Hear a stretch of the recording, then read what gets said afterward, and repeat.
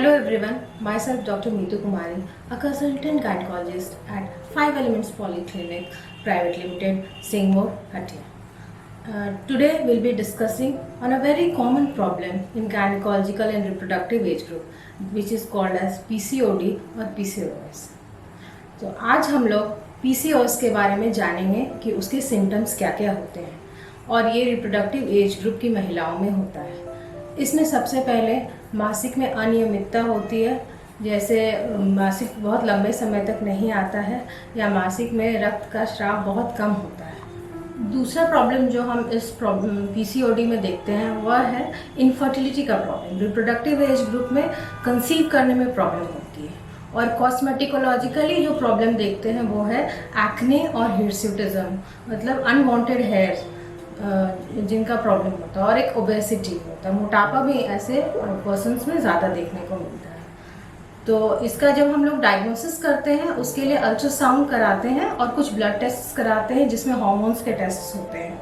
Ultrasound में ovaries में बहुत सारे छोटे छोटे सिस्ट दिखते हैं, ओवरी का साइज़ बड़ा भी दिख सकता है। और जब हम लोग ब्लड टेस्ट करते हैं तो उसमें हार्मोन्स के लेवल हमें गड़बड़ मिलते हैं, इंसुलिन का रेजिस्टेंस बढ़ जाता है, ये सब होता है। और इतना ही नहीं, आगे जाके लॉन्ग टर्म में भी इसका इफेक्ट होता है कि हमें डायबिटीज़, हाइपरटेंशन और कार्डियोवास्कुलर डिजीजेस होने का संभावना और ज़्यादा बढ़ जाता है ऐसे केसेस में। इसीलिए इसका समय से इलाज कराना बहुत ज़रूरी है। और ये एक मल्टी फैक्टोरियल डिसऑर्डर है, मतलब कि इसमें एक कोई कारण नहीं होता है PCOD होने का, बहुत सारे कारण हैं। जैसे कि जेनेटिक प्री डिस्पोजिशन होता है, जैसे कि फैमिलीज़ में अगर आपके माता को नानी को या बहन को किसी को है तो आपको भी PCOS होने के चांसेस ज़्यादा बढ़ जाते हैं। दूसरा प्रॉब्लम है जो कि हमारा एनवायरमेंटल है, हमारा खान पान है, लाइफस्टाइल है, कि अगर हमारे नींद कम लेते हैं, पर्याप्त नींद नहीं होती है, स्ट्रेस हमारे लाइफ में बहुत ज़्यादा है, या हम ज़्यादा जंक फूड अब खाते हैं, तो ये सब हमारे PCOS को बढ़ाता है इंसिडेंस।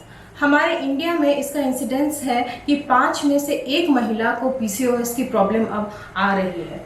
तो इसको हमें बहुत ही अर्ली स्टेज में डिटेक्ट करने के लिए जैसे ही सिम्टम्स आए आप अपने गायनेकोलॉजिस्ट से कंसल्ट करें। इसका सिर्फ मेडिकल इलाज ही नहीं, हमारे यहाँ हम अपने पेशेंट्स को एडुकेट भी करते हैं कि आप अपने जीवन में किस तरह का मॉडिफिकेशन ला सकते हैं खान पान के द्वारा, और बहुत तरह के एक्सरसाइजेज और योगा का भी हम लोग उन्हें एडवाइस देते हैं कि आप क्या कर सकते हैं। और इस तरह से हम लोग बहुत ही अर्ली स्टेज में इसका निवारण कर सकते हैं। PCOS के ट्रीटमेंट में मुख्यतः हम लोग हार्मोनल पिल्स का इस्तेमाल करते हैं, जिन्हें 4 से 6 महीने या ज़्यादा समय तक भी दिया जा सकता है। और साथ ही साथ हम अपने सेंटर पे पेशेंट्स को एडुकेट भी करते हैं कि कैसे वो अपने खान पान में परिवर्तन ला के इस बीमारी को ठीक कर सकते हैं। और इतना ही नहीं, हमारे सेंटर पे जैसे अनवांटेड फेशियल हेयर जो कि PCOS के कारण आते हैं, एक्ने जो स्किन पे आते हैं वो PCOS के कारण आते हैं, उसका भी उपचार हम अपने सेंटर पे करते हैं। Thank you.